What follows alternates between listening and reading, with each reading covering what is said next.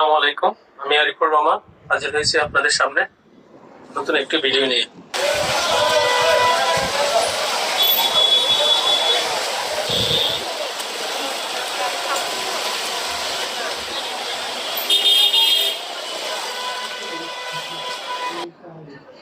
ঢাকার রাস্তা আর ফুটপাত যেন দিনকে দিন হয়ে উঠছে দখলের যুদ্ধক্ষেত্র।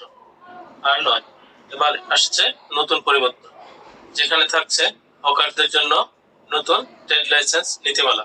10 জুলাই 2025 ঢাকার একটা সম্মেলনে আইএলও, ঢাকা উত্তর সিটি কর্পোরেশন এবং এসএমই ফাউন্ডেশনের যৌথ উদ্যোগে এই নীতিমালা প্রস্তাব করা হয়েছে। উপস্থাপন করেছেন ঢাকা উত্তর সিটি কর্পোরেশনের সম্মানিত প্রশাসক জনাব মোহাম্মদ এজাজ।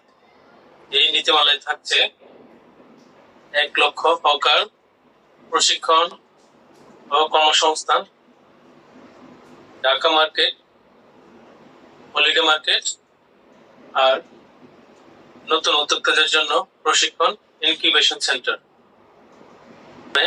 নতুন কর্মসংস্থানের সৃষ্টি হবে, চাঁদাবাজদের দৌরাত্ম্য কমবে, সরকারের রাজস্ব আদায় হবে, সুষ্ঠু যাতায়াত ব্যবস্থা নিশ্চিত হবে। সরকারের এমন ব্যবস্থা যদি সুষ্ঠুভাবে বাস্তবায়িত হয়, তবে শহর হবে আরো স্বচ্ছ, ব্যবসা হবে আরো সুষ্ঠু, মানুষ পাবে ন্যায্য অধিকার।